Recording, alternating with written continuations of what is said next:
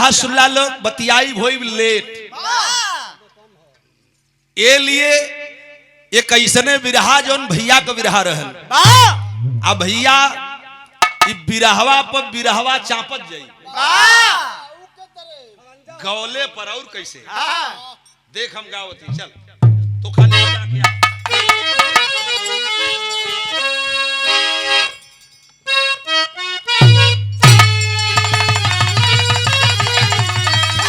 क्या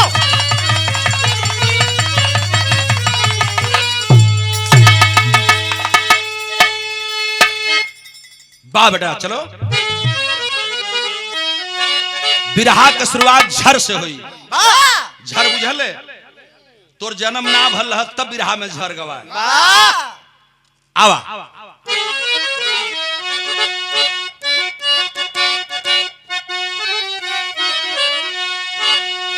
है भारत देश निराला जो कि सब देशन में आला जहवा सत्य शिरोमणि एक एक थी नार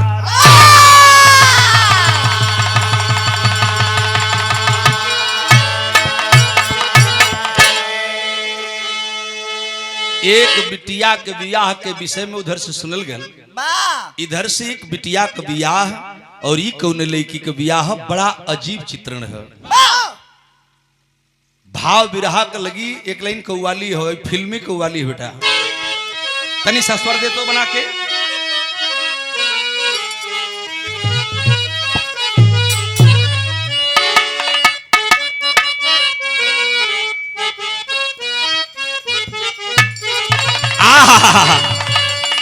कि जवन रे देशवा कि जवन रे देशवा में उगले किरनिया होला सुहावन बिहान हो जवन रे देशवा में उगले किरनिया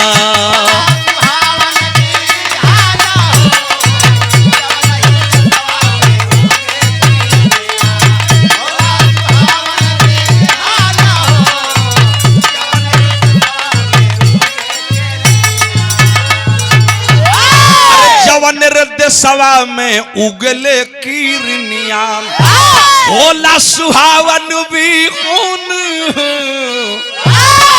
होला गावल कि वो हृदय सवा में घर मोरा ओ हृदय सवा में घर मोरा बाटे नौवा परल हिंदुस्तान हो वो हृदय सवा में घर मोरा हुए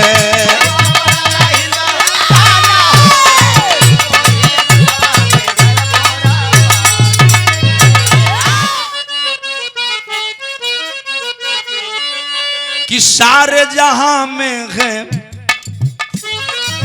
सारे जहां में है आंखों का तारा भारत देश हमारी है सारे जहां में है आंखों का तारा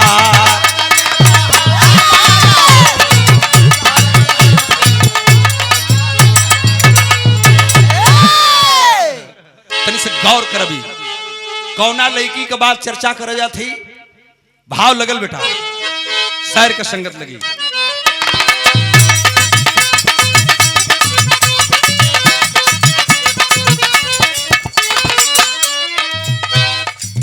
ललार लार लला जहां की देवियां मैदान बीच जंग करें जहां की देवियां मैदान बीच जंग करें सवार छोड़कर दुश्मन का फीका रंग करें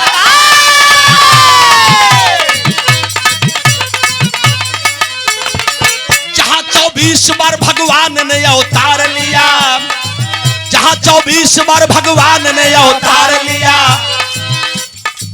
दुष्ट संहार करके भक्तों का उद्धार किया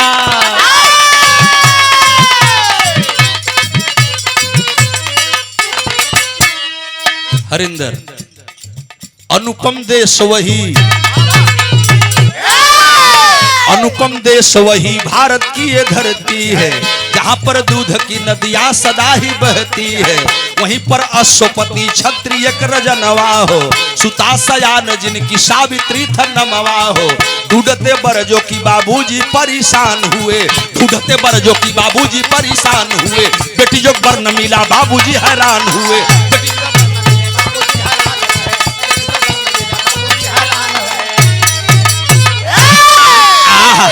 राजा अश्वपति सेन महाराज का नाम आप लोगों ने सुना होगा मेरे बाबूजी। राजा अश्वपति सेन महाराज के इकलौती बेटी नाम रहल सावित्री। राजा का लड़की है सयान हो गई, राजा के चिंता हो गई, बियाह कर दी, लड़का खोज लगल। तीनों लोक 14 भुवन में लड़का खोज गल, बेटी जोगे दुल्हा मिलबन कई। राजा कपार धय के आए के घरे बैठ गई। सावित्री देखली बाबूजी उदासल हुआ, गईली पानी लेके कहली बाबूजी का हो गल? कल बेटी अनर्थ हो गल। लगत बात दुनिया में तोहरे जोगे कहीं बर न हो, दुल्हा न हो, और हमार बेटी कुंवारे रह जाई, बड़ा चिंता का विषय हो। राजा चिंतित हुए, बेटी समझा रही है राजा की जी न मनल। वो मंत्रिमंडल को बुला लिए और मंत्रिमंडल बुला करके एक फैसला कर लिए कि अगर जे जौने लड़की का दुल्हा न मिले ओकर एक ठे विकल्प बा। राजा कलन की कौन विकल्प बा? तो मंत्री लोग बतौलन, दरबारी बतौलन कि बेटी को आज्ञा दे दिया जाए कि ये अपने वर का वरण कर ले, यानी अपने पति का चुनाव कर ले, जेके अपन पति मान ले वही से कर बियाह कर दे। राजा आज्ञा दे देला सावित्री की कि बेटी जाओ और दुनिया में घूम करके तू अपना पति खोज लो, जिसको अपना पति मान लोगी उसी से तेरी सगाई हो जाएगी। यह फैसला हो गल संदीप बाबू। तब भैल का बिरहा में गीत लगल। बहुत बड़ा सम्मान, ये तीसरा पुरस्कार संदीप बाबू बबलू पहाड़ीपुर खिरिया की धरती से सादर 200 रुपए का पुरस्कार आए हैं। हार्दिक नमो बुद्धाय जय भीम। गीतिया कौन लगल? राजा कहत हुआ दुल्हा खोजे खातिर। देखो दुल्हा खोजे वाली तरज लग गई विमलेश।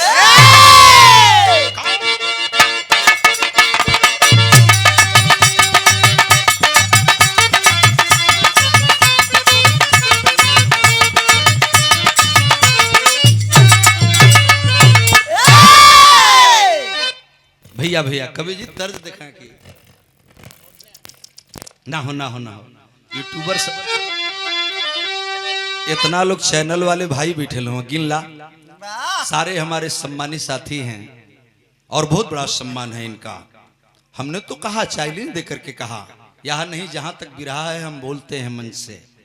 पूरी रात रिकॉर्डिंग करिए और मेरे बिरहे पर कोई आपत्ति नहीं है। बिरहा तो हम रोज गाइला और रोज खोज के नया गाई हम तो लोग खाली चढ़ावा लोग। हई बिरहा देखा लड़किया के अपन दुल्हा खोजे खातिर बाबूजी कहलन तो वैसे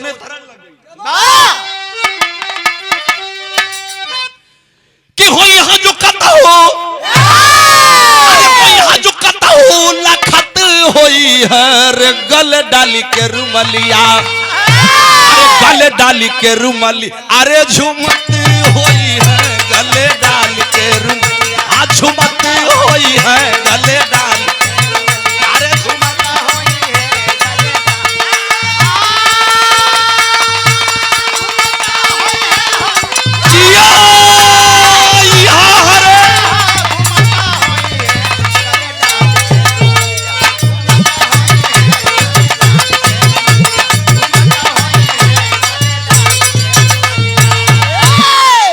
लेकिन पर जोगरथिया, अरे पर जोगरथिया सजाय लेहली। लड़की अपन दुल्हा खोजे खातिर चलल, भूली भाव कितना सुघर तन देखा। पर जोगरथिया सजाय लेहली, कन्या मंत्री के संगवा लिया चलली, कन्या मंत्री के संगवा।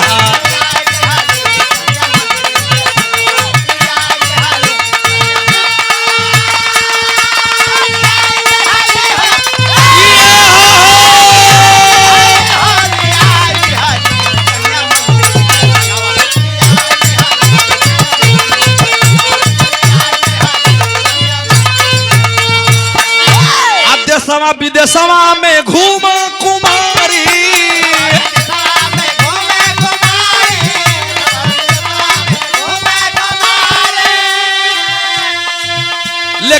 पर ना मिलल अइली जंगल मझारी।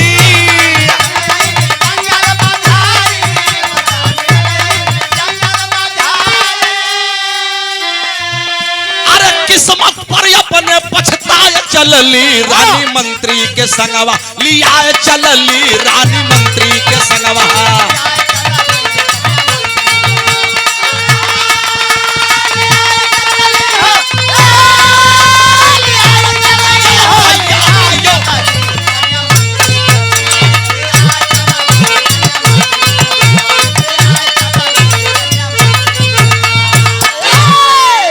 लोग 14 भवन में लड़की दुल्हा खोज आयल, कहीं वहू के दुल्हा मिलबन कर। एको लड़का पसंद ना भल मोर बाबूजी, तो लड़किया घरे वापस आवत रहल।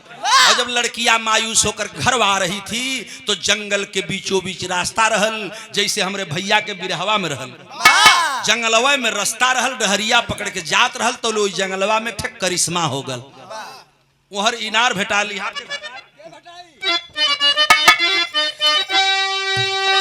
लकड़ी कटती एक जवानवा दिखायले,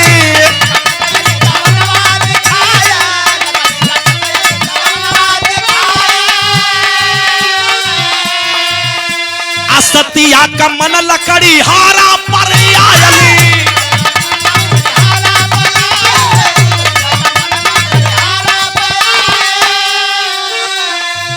चाचा धीरे धीरे नियरा बोलायल हली रानी मंत्री के संगवा, लिया चलली रानी मंत्री के संगवा, लिया चलली रानी मंत्री के संगवा।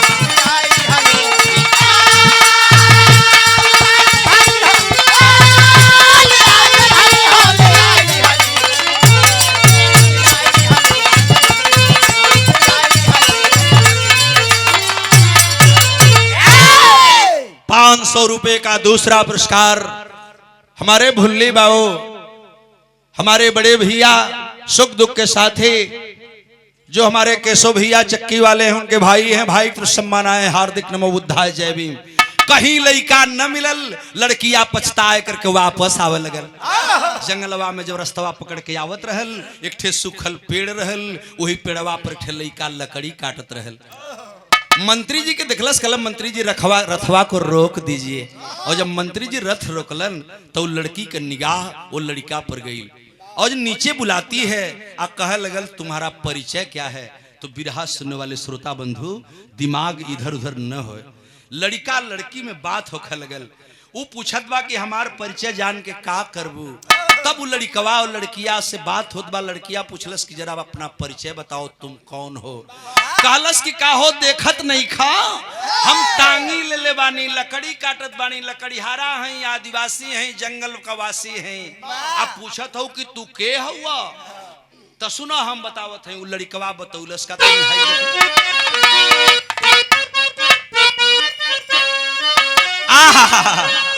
भैया हो कि नाम सत्यवान भूपति। ए बेटी, ए कन्या किसी राजकुमार राजा की लड़की लगती है तू। सुन, ये मंत्री हैं, मेरा परिचय जानना चाहती है ना, तो मैं कौन हूं बता रहा हूं। लड़का कि नाम सत्यवान भूपति से न कललनवा, काटी करके लकड़ी बीताईला जीवनी। अंधी अंधा माई बाप राजा पाट छिनी गईल, ऐसा न समैया की भड़ली परिसनी। त्रिया मन मन गुण, उन्हें लड़कवा परिचय बतावत है। आयने त्रिया मन मन गुण, वही सत्यवान के बर चून। पूछली नक्षत्र पता मन मोहिरनी। अली भवन छन बाबूजी से बोली बन, कि भूपत से न महाराज की भेजी दान लगनी।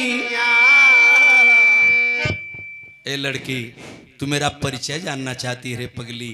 तू मेरा नाम सत्यवान है, मैं भूपत सेन महाराज का बेटा हूँ।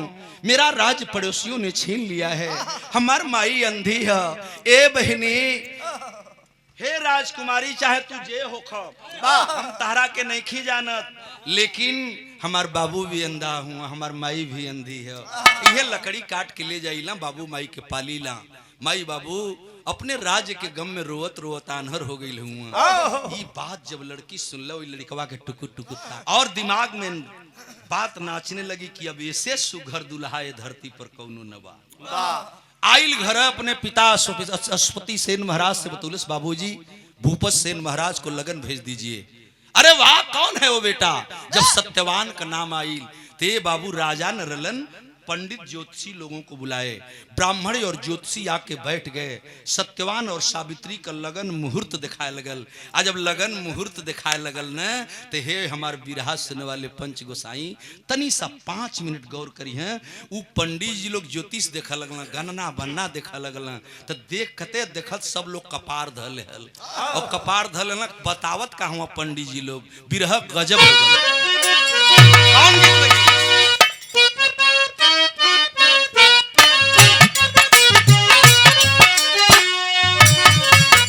यह तर्ज है, झाझर मड़ुआ जन वही हाय बाबा हो, झाझर मड़ुआ जन वही हाय बाबा हो, लगी है सूरजावा का ज्योति हो।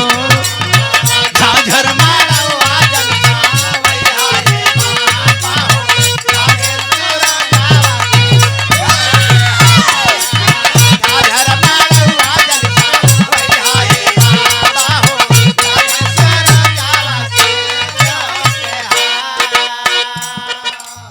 निकना ही कैलू बेटी, बनवा में गैलू बेटी। पंडित जी लोग बतावत हुआ, बड़ा अनर्थ होगा। निकना ही कैलू बेटी, बनवा में गैलू बेटी, फुट गैला करम तोहार हो।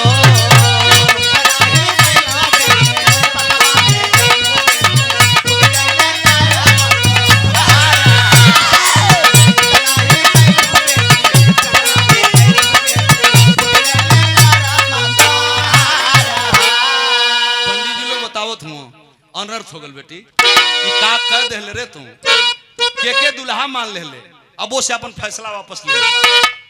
लड़कियां खड़ी हो, कहल कि का हो गल? बाबूजी कहले हूँ कि जैसे जेके तू दुल्हा मान ले वही से बियाह कर दे, तो हम दुल्हा चुन के आल हैं। का बात है बतैबा लोग? तो पंडित जी लोग बतौल का तनी सा भाई बिरहा देखा। मांगी का से नूरवा सत्य वान जो होई है हो, मांगी का से नूरवा सत्य वान जो होई है हो, लुटी जाई हाजी निगी तो हारी हो।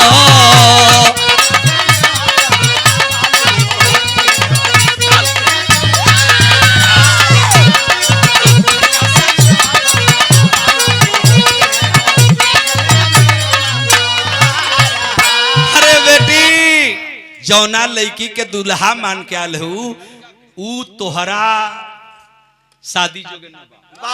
अपन फैसला वापस ले ला। कल क्यों बताएंगे? तो पंडित जी लोग ज्योतिषी लोग बतौला कि बरहे महीनवा बाटे उनकर उमरिया हो, बरहे महीनवा बाटे उनकर उमरिया हो, आ लुट जाई हाँ से नूरा तोहारी। अनर्थ हो गल बाबू, करेजा फाट गई ले पंचो।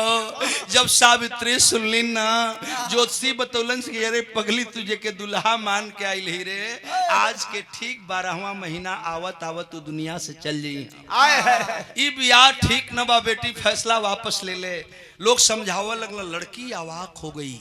हिंदुस्तान की बेटी जिंदगी में एक पति बनाती हैं, और मैं हिंदुस्तान के एक राजा की बेटी हूँ। तो सुन लीजिए, मंत्री झंकत हुआ, सुनवैया झंकत हुआ, लड़कियों झंकत है। बिलखैला राजा मंत्री सब समझावे रामा, बिलखैला राजा मंत्री सब समझावे रामा, कन्या करैले मन विचारी है।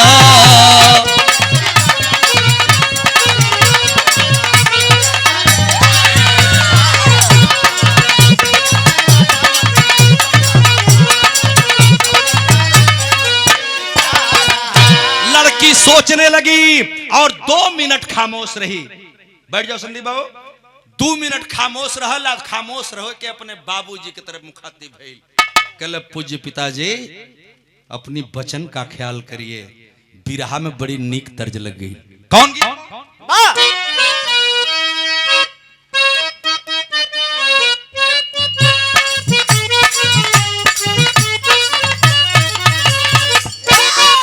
तनी से खाली छुआवे भर के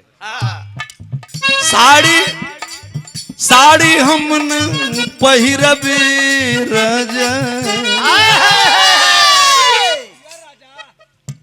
लक्ष्मी जी देखा बिरहा बहुत सुन ले हो गोली। आज आचार्य जी के गाँव आल हो, भेंट तो कई बार भल, लमा भेंट भल, आज घरे भेंट भल बा। तो के घरे ले लिया के चलो, बढ़िया ले स्वागत, घबरा मत। बिहार से आल हो, तुहार सेवा करके हम छोड़ब भैया। साड़ी हमन पहिरबे राजा, लिया के ड्राइवर साड़ी हमन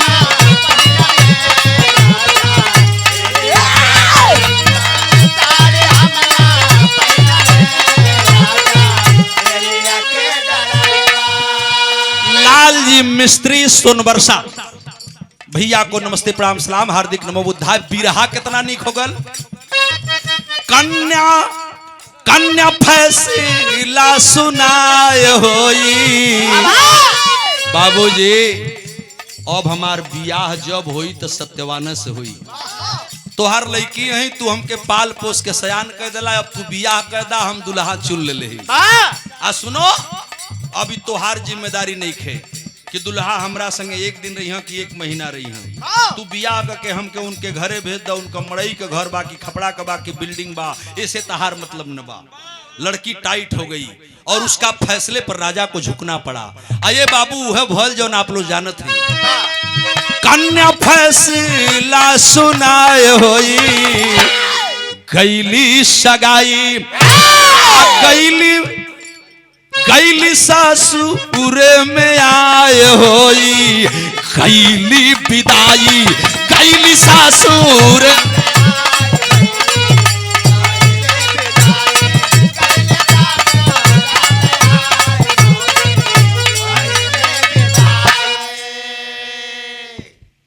भुल्ली बाबू के मित्र आलोकनाथ यादव, लोकनाथ यादव भाई तरफ सम्मान आए हैं, हार्दिक नमो बुद्धाय जय भीम।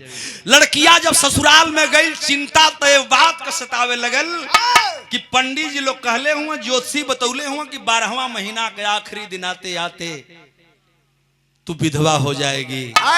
यह बात सताने लगी। ये बाबू लड़किया के न नींद आवे हो न चैन आवे। 1 दिन 2 दिन 4 दिन ना महीना बीते लगल।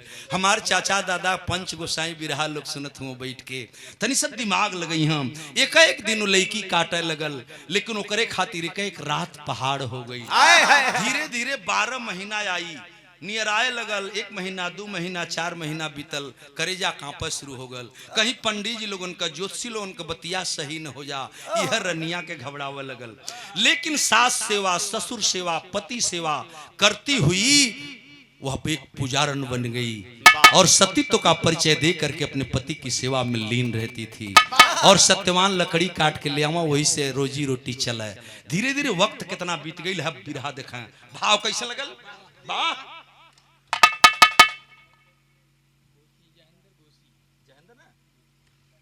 हमारे बड़े भैया जहेंद्र भैया घोसी की धरती से सादर सम्मान आयल हो। नमस्ते प्रणाम सलाम जय भीम नमो बुद्धाय।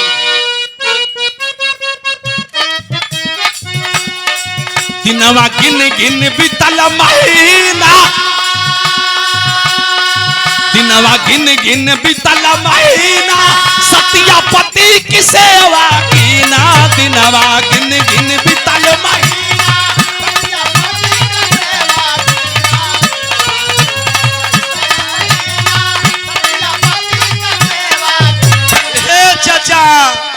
बजर पर गल हो गईल दिन में नियराय रनिया। 1 महीना 2 महीना 6 महीना 9 महीना बीत गई। 10वां जब लगल करेजा कांपे लगल। 11 महीना बीत गई। 12वां महीना का आखिरी दिन जोड़े खातिर 1 दिन 2 दिन 25 दिन बीत गई। अब तो और बेचैन है लड़की, लेकिन दिल के अंदर एक बहुत बड़ी उमंग है। और सोच क्या है उस लड़की की, सतीत्व के बल पर वो लड़की एक बात कहने लगी, भाव विराग लगल।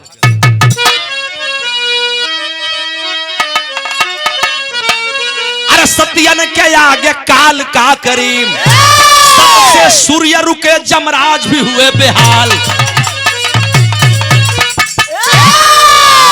धीरे 12वां महीना का 25 दिन बीतल, 26 दिन बीतल, 27 दिन बीतल, 28 दिन, 29वां दिन बीतत रहले। चचा रात का जब 12 बजल सतिया घबराए लगल, बिहने 12वां महीना का आखिरी दिन है, कहीं ज्योतिषी लोगन का बतिया सही हो जाई तो बजर पर जाई। सबेर तो हो गई, नहा धो के पूजा पाठ करके सत्यवान टांगी उठोलन पंचो। कुल्हाड़ी जैसे लकड़ी काटल जला उठोलन टांगी लेके चल देलन। आज यूं ही 2 फाल गईलन है, लड़कियां आगे पहुंच गई, दोनों पैरवे धय के छान लेलस। कल पतिदेव, कल क्या बात है सावित्री, ऐसा क्यों, तू तो रोज ऐसा नहीं करती थी। कल स्वामी हमारे एक इच्छा है, आज लकड़ी काटे न जाए के है। लकड़ी काटने नहीं जाऊंगा तो क्या खाओगी, क्या बाबू खई है, का माई खई है, का तू खईबू। जब पति को रोकने लगी, पीछे आई हो आ चढ़ा पेड़ पर लकड़ी काटन, माथा गए चकराई। सतिया समझे मौत का कारनावा, मनवा धड़कला। आये पंचो लीटा जंघे पर सतकवर, दिया नवा मनवा धड़क। जो ही सत्यवान पेड़ पर चढ़लन, एक टांगी लेके एक छेव मरले रहलन। चचा चक्कर आ गई, आवाज आ गई, प्यारी सावित्री जरा मुझे बचा ले रे पगली। बाबू कैसो कैसो नीचे आने लगा, स्वामी आप नीचे आ जाओ। सावित्री तो जानती थी, समझ गई कि पति की अंतिम घड़ी आ गई। ए चचा, सत्य सुमिर करके एक सत्य का दीपक जलाती है, जंघा पर पति का सिर रख करके सहलाने लगी। पुराण बतावाला गौरी शंकराचार्य नहीं लिख रहा है, पुराणों में लोगों ने लिखा है, विद्वानों ने लिखा है कि उसी समय सर को सहला रही थी, जमलोक से जमराज चल दिए सत्यवान का प्राण निकालने के लिए। लेकिन चुटकी भर सिंदूर की लाज को बचाने के लिए सावित्री अपने पति को लेकर के बैठी है। बिरहा गजब हो गल। कैसे बेटा?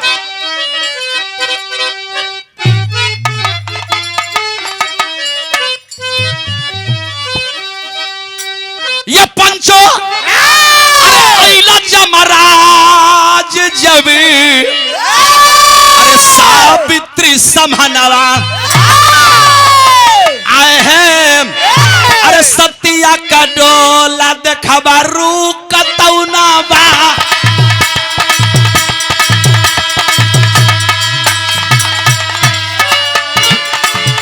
भैया सतिया का डोला अब रुकतौना बा।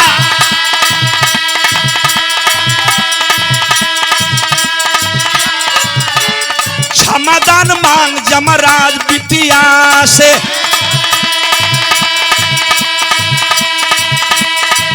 अरे पहली बारी हथवा जब दिहला बाढ़ा, तोले अगिया कलपट उठल दिया ना से। अरे लागे जमराज जी भसम होई जा।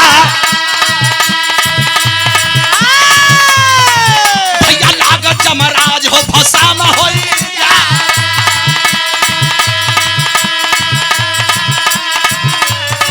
यारे क्षमादान मांग करके प्राण के निकला।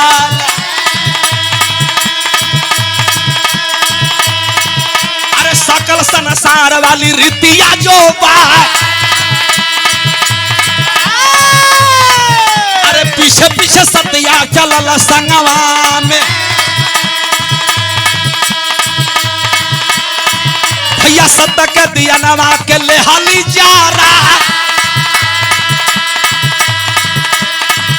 अरे कहा जमराज बेटी घरवा लौटी जा। अरे तोहरे सजनवा का समैया पूरा लुबा।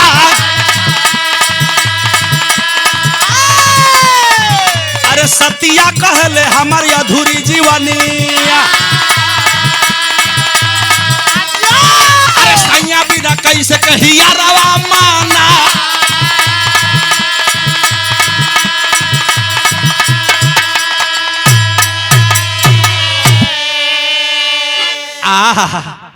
यमराज आए तो जरूर सावित्री के पति सत्यवान का प्राण निकालना चाह रहे थे, लेकिन सत्यवती मांग में सिंदूर धारण करके 16 श्रृंगार करके बैठी वो लड़की लीन हो गई और पति के यादों में खो गई। यमराज जो ही हाथ बढ़ुलन, फिल्म वाले देखौले हुआ सती सावित्री जो फिल्म बनल रहल ओमे लोग देखौलन कि लगा कि यमराज जर के भस्म हो जाई और डर के मारे पीछे हट। सावित्री के छल कर दिलन। जानत है छल का कह दिलन? सत्यवान के अंदर हलचल पैदा किए और सत्यवान के मुंह से आवाज एक आ गई कि रानी जरा पानी पिला दो, प्यारी प्यारी जरा पानी पिला दो। आज जब पति पानी मांग दिए, पत्नी बेचैन हो गई। जवन गर्दनिया मुड़िया गोड़वा पर धई के बैठे रहल ओकरा के नीचे धई दिलस और ध करके पानी ले आवे खातिर गई ले पंचो। आ ये चचा चारे फाल पर एगो डबरा रहल, वही जा जब बढ़ के गई वही डबरा में से पानी निकाल के जो ही पीछे मुड़ल आ तौली यमराज प्राण निकाल चुके थे। लेके भागा शुरू कैलन। आज जब भागा शुरू कैलन सत्य का दीपक उठाती है वो बच्ची और यमराज के पीछे लग गई। नहीं यमराज नहीं, ये मेरे मांग के सिंदूर हैं, ये मेरे पति हैं और तुम ऐसे लेके नहीं जा सकते। मैं इनकी अर्धांगिनी हूँ, ये मेरे अर्धांग हैं, मैं विधवा हो जाऊंगी, ये ठीक नहीं है। यमराज पर क्रोधित हो गई लड़की। यमराज कांपा लगला, बेटी लौट जो कहला कि ना जाई, ऐसे कैसे जाई, कैसे जियब। तब यमराज कहला कि ना जीवी बेटी तो एगो काम कैले। आज यमराज कहला का तनी अब भाई देखो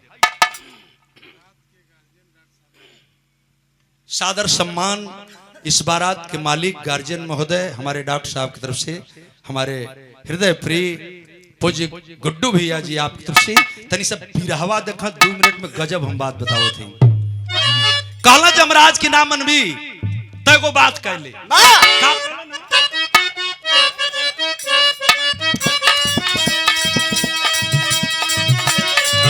अरे कहा यमराज बेटी मांग ले मांगना,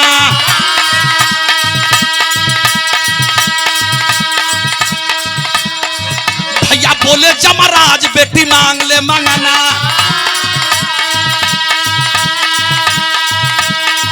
लेकिन छोड़े अपने पति वाला प्राण समझा। ए बेटी हमरा से कुछ बर मांग ले, आज जवन चाही तवन मांग ले, लेकिन लौट जो। फिर यमराज सचेत हो गया, कहला कि एगो बात ध्यान में रह, अपनी सैया की प्राण के छोड़ के जवन मन करी तवन मंगिए। सावित्री चलाकी समझ गई, कहला कि यमराज ठीक है। 3 वचन लेलस आ 3 वचन लेकर के सबसे पहले बहू होने का फर्ज अदा करती है। और वो लड़की पहला वरदान का मंगलस कि सास ससुर अंधी अंधा खोल दा नया ना।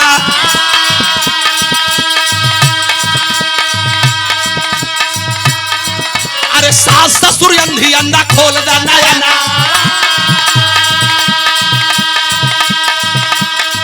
और राजपाट सगरो वापस होई जा।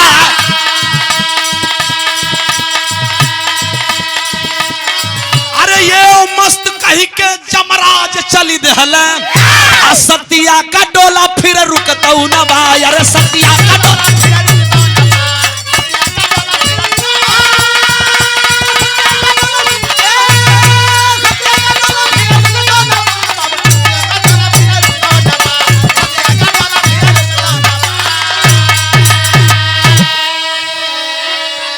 भैया तनी सब बिरहवा के समझ लई ताकि कहानियां समझले में दिक्कत न हो।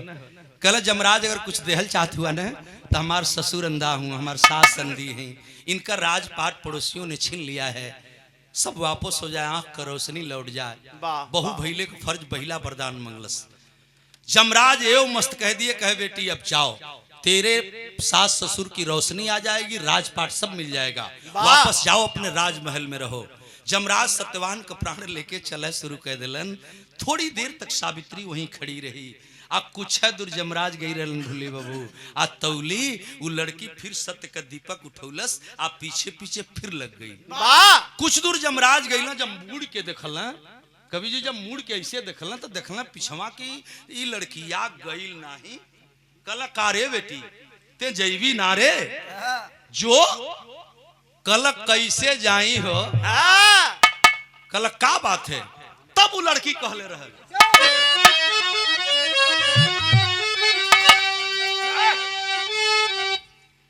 कि जहां जाले सैया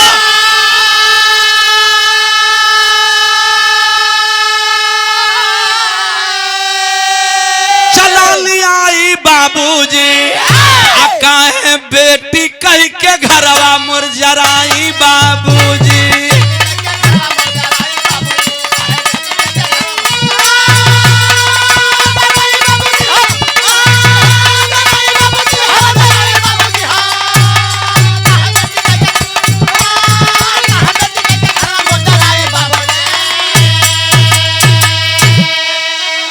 कहला कहो हमारी सैया के तू लेके जात हुआ, हमरा के कहत हुआ कि तो जो बेटी लौट जो तो कैसन बाप हुआ कि हमके बेटियों कहत हुआ आ हमके विधवा बना के जात हुआ।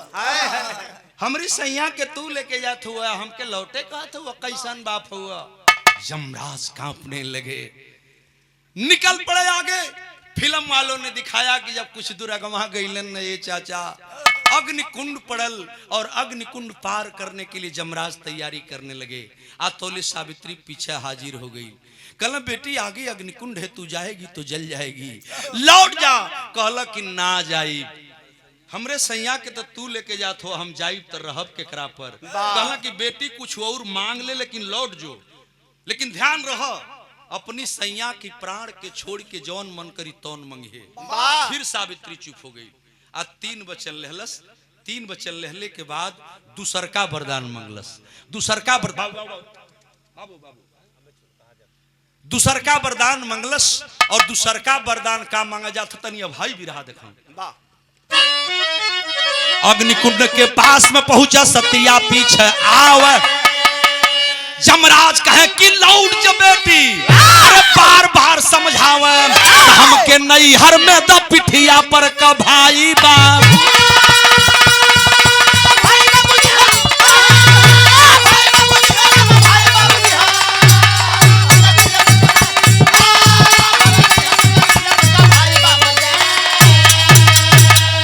जमराज अगर आप कुछ देना चाहते हो तो दूसरा वरदान मुझे यही चाहिए। हमारी माई बाबू के एको संतान नहीं के, हम अकेले लड़की हैं, हमरा के एगो भाई मिल जा।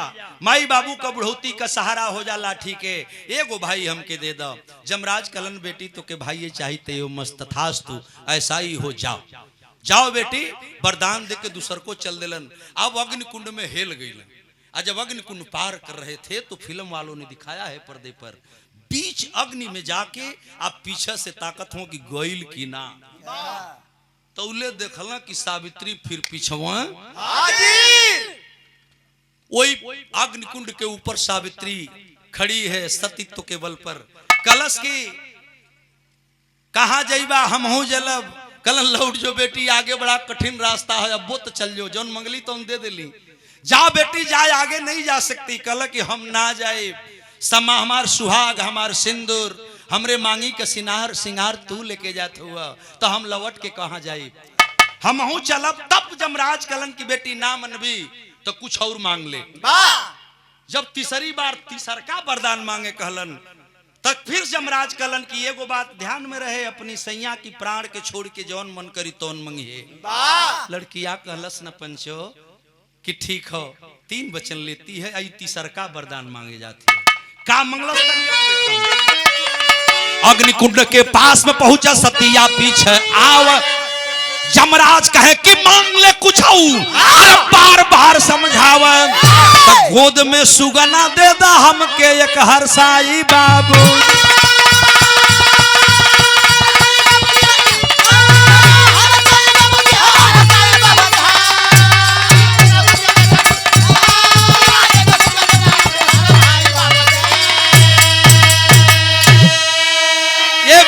तीसरा भी मांग ले सावित्री तीसरा वरदान मांगती है। जमराज अगर देना चाहते हो तो मेरे पति का प्राण नहीं दोगे ना, तो मुझे वरदान दे दो कि मैं पुत्रवती हो जाऊं, हमरे गोदी में को लइका हो जा।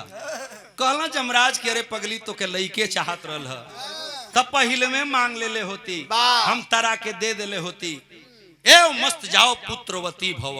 और पुत्रवती होने का वरदान देके जमराज वहां से फिर सत्यवान का प्राण लेके चलना, अग्निकुंड पार कर गई। अब जमलोक में जाए के तैयारी करते दे हुए झरना सगरी राखी ओखी जो रहल झारा लगला, कहला चला अब तक गला छुटल चल गई। आज जो ही दे हुए झार के ठीक भइल उड़े के कोशिश कैला, यमलोक में तौले सावित्री पिछवा बज्जर पर गल। कहला जमराज की करे बेटी तू गई नहीं रे।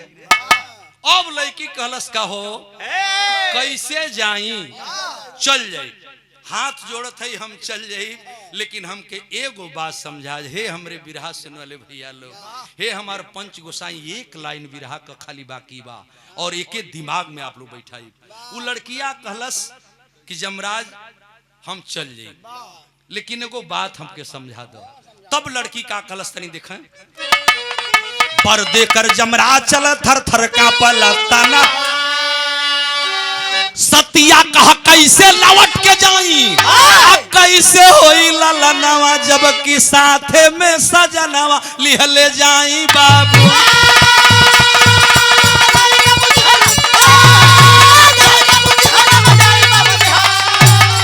जबकि साथे में सजनवा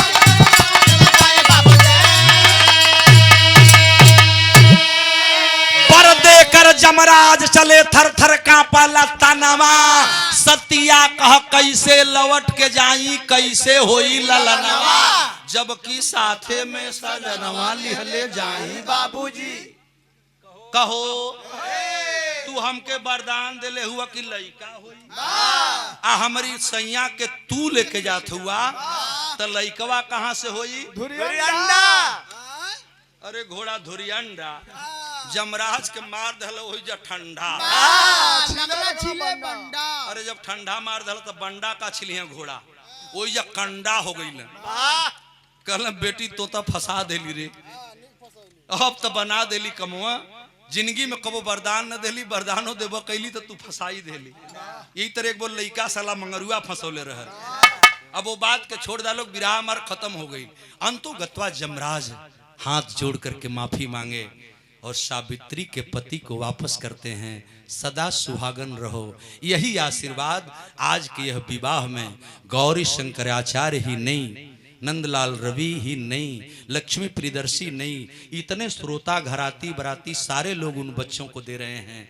जवन दुल्हा और दुल्हन बिटिया रानी हैं, ये जोड़ी सलामत रहे, सदा सुहागन रहे। इसी के साथ सतीत्व के पर्चे पर अपने पति को लेकर के वापस आती है सावित्री। बिरहा के आखिरी लाइन होगा, गुरुदिल मोहम्मद राम सेवक सिंह रामदयाल विख्या, कभी गया लाल जगलू यादव जगधारी से, अरे सत्यन के आगे काल का करीब, आचार्य गौरी शंकर से जान मिलई हताल, सत्यन के आगे काल।